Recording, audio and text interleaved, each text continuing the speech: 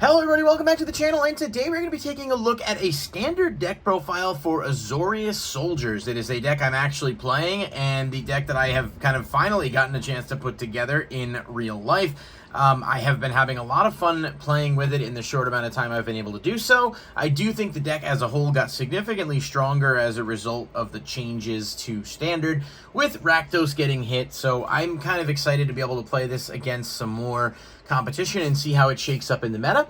That being said, if you guys do enjoy the video and want to see more of it, let me know in the comments down below, and then hit the like button and subscribe. Click the bell icon if you want to stay notified when new videos are posted, because it's the fastest way to get there. So, as we continue talking about Standard, and that's sort of shifted to one of the primary focuses of the channel, we are starting off with the creatures in this deck, and it's pretty straightforward, but I'll try to make this a bit not too long, not too short. Give people kind of a quick understanding of why some of the cards are there, and then move on. So we've got Resolute Reinforcements, and this is actually one of the best cards in the deck. I do a proxy one, which is embarrassing, but I accidentally damaged the copy that I had, and I haven't had a chance to pick one up yet, which I will grab next time I go to locals. It's like a 10-cent card. But this card is extremely good, and basically it has flash, 1 and a white. When it ETBs, you create a 1/1 white soldier. So not only does it help for things like Convoke, it helps for board presence, and basically allows most of your stuff to resolve with the,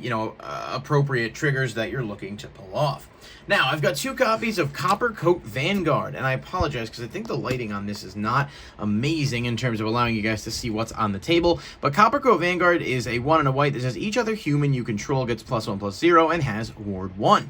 That does stack, so if you have multiple copies out, you can give buffs and ward to everything else. But the majority of the deck are all humans, meaning you're getting buffs and just additional protection. The opponent's got to pay extra. This is one of the really solid cards from March of the Machine Aftermath that came out, and I like it a lot. I'm playing 4 copies of Yoshin Frontliner. This is Brothers War. It is a 1-drop artifact that says whenever it attacks, another target creature you control gets +1/+1 until end of turn, and it also has Unearth for 1 white, so you can return it to the battlefield with haste. It's actually really useful, especially later in games, to be able to trigger things like Harbin Vanguard Aviator, which we'll get to in a moment. But this is an extremely good utility card that is low cost and allows you to get soldiers on the board quickly. I've got 4 copies of Zephyr Sentinel. This is a card I actually wasn't playing in the initial build of the deck, and then I saw some results come out, and I was like, holy crap, this is actually wild.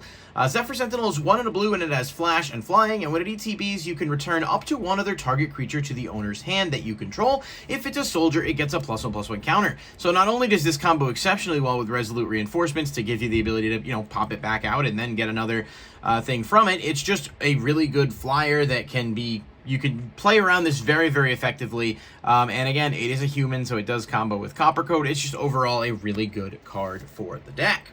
Now, we've got 3 copies of Harbin Vanguard Aviator. Some people could choose to play 4. I'm personally going with 3. It's definitely one of the key components of your deck. It costs 1 white and 1 blue, so it's basically just, pretty straightforward. It has flying and says whenever you attack with 5 or more soldiers, creatures you control get +1/+1 and gain flying until end of turn. So if you spam the board quickly, even with tokens, and then you swing, you're hitting over a lot of your opponent's stuff, obviously unless it has reach, and buffing the damage, and being able to swing through for a pretty significant amount. You could obviously see how well this combos with something like Resolute Reinforcements, simply because you're, ramping the process of getting creatures out to really start swinging for damage with this guy here. Now, another insanely powerful card for the deck is Recruitment Officer. This is a 4 of, and it costs 1 white mana. It has an ability that's 3 and a white. Look at the top 4 cards of your library. You may reveal a creature card with mana value 3 or less from among them and put it into your hand. Put the rest on the bottom of your library in a random order. So, digging into the deck, giving you additional stuff, and just being a 1-drop 2/1 is extremely good. The more soldiers you have on board, the better. And again, another human along with Harbin. It's just, you can see the synergy with Coppercoat, why that works so well. We've got 4 copies of Knight Errant of Eos. This is actually a new card. This was in March of the Machine, and it's 4 and a white, but it has Convoke, meaning your creatures can help tap to pay for it. When it ETBs, you look at the top 6 cards of your library and can take up to 2 creatures with mana value X or less from among them, where X is the number of creatures that convoked him. Obviously, with cards like Resolute Reinforcements, you get 2 bodies on the field right there that you can convoke. He's a 4/4, and he just gives you additional resources. He's exceptionally good and was actually recently bought out. It was like $1, and now I think it's like a $6 to $7 card, but it's really, really good, and it's absolutely one I recommend. It is not a soldier itself, but it does not matter. The amount of resources and benefits that it offers you are well worth that. And finally, 4 copies of Valiant Veteran. This is just basically a buff. Other soldiers get +1/+1. It does have a graveyard effect for 3 and 2 white, where you can exile it, put a +1/+1 counter on each soldier you control. It's not bad late in the game, but typically what you want to do is get this out and just have the ability to swing for additional damage, and you can just kind of stack damage very, very quickly with the low costs that go with it. Alright, next we're going to take a quick break and jump into our new booster break segment. We're doing one of these with every video, just opening a couple of random sets, standard or otherwise, in the video, just for people for fun, give you a bit of a palate cleanser, and then we'll get back to the deck itself. If you don't care for the booster pack opening, don't want to watch, you can certainly just skip through to the rest of the video. I'll put the link there so you can know exactly where that picks up and ends in chapters. But let's take a quick booster break.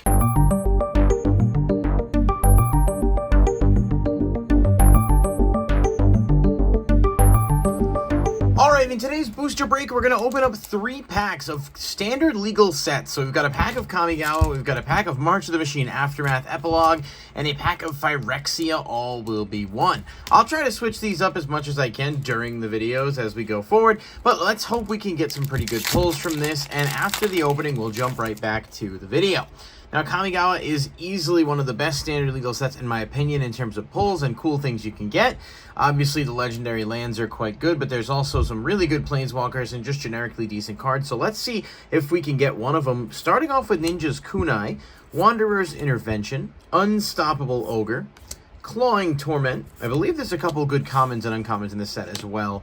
Master's Rebuke, Short Circuit, Dakuchi Shadow Walker. If I mispronounced that, I'm sorry. Moonsnare Specialist, Jukai Trainee, Life of Toshiro Umezawa, and of course Reckoner, Bankbuster, and Fable of Mirberg are both from this set and both banned in Standard, so definitely not the top of my wants for hits, but a sorry Captain, Essence Capture, and the next card should be our rare, which is Invoke Justice. So at least that one is legal, not unlike Invoke Despair, which is gone.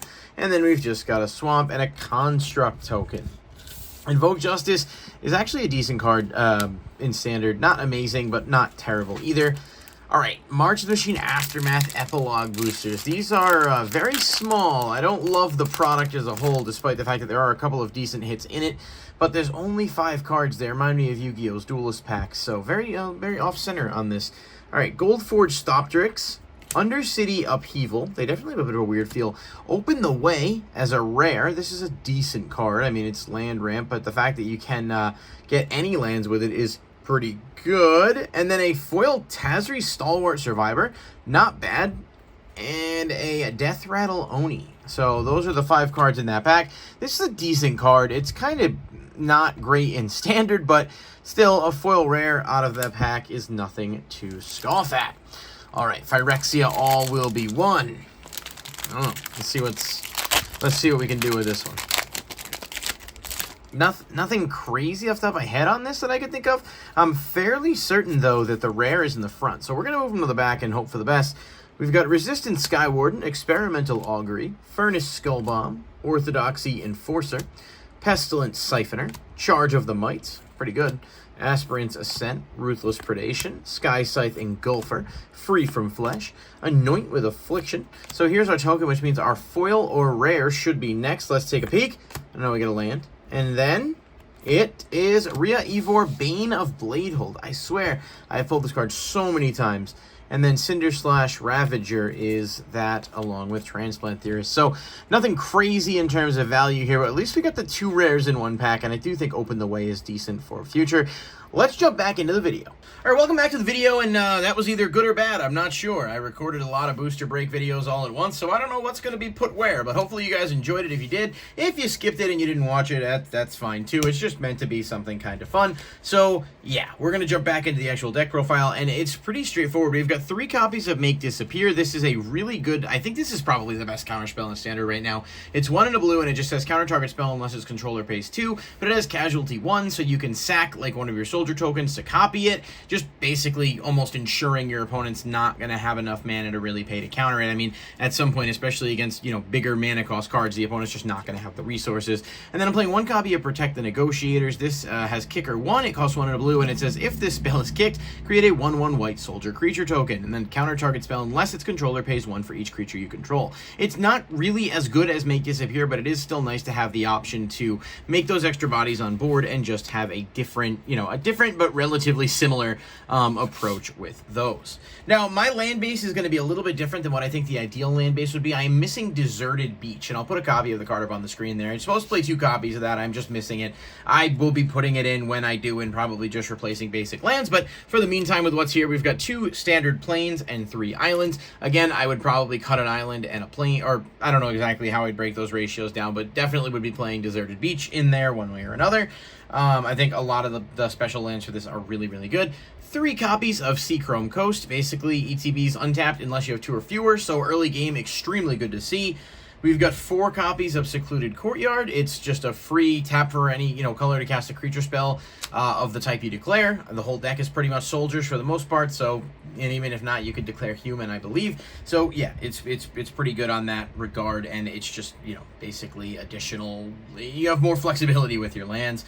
4 copies of Atakar Waste. Again, just another, the pain land, but blue-white, it gives you more options, and you want to be able to have access to that as much as possible. And then I've got 4 copies of Fortified Beachhead, a really, really cool land that came out that lets you reveal a soldier, or if you control one, you don't have to, and then it just taps for a blue or white. You can also pay 5 and tap it to give soldiers +1/+1 till end of turn. Later in the game, if a game goes on longer than your average standard game, I could certainly see where it's useful, but more often than not, it's just not going to be that prevalent. It's just kind of, it is what it is. And then 1 copy of Iganjo Seed of the Empire. This is just, obviously a white land, but the option to discard to get rid of an opponent's problematic attacker or blocker is nice to have. And then 1 Murex. This is just basically like, I feel like this is really just because, like, early game you can utilize it, but then later game, if you're not getting cards you need, or you're just kind of struggling, or you have extra mana, you can just make some might tokens and put some extra pressure on the opponent, so you can kind of spam the board, and that works out well. So this is pretty much it for the main deck for this, Azorius Soldiers. I don't think it's perfect. I do know some people are playing Skrelv as well, and I think Skrelv is definitely a good option.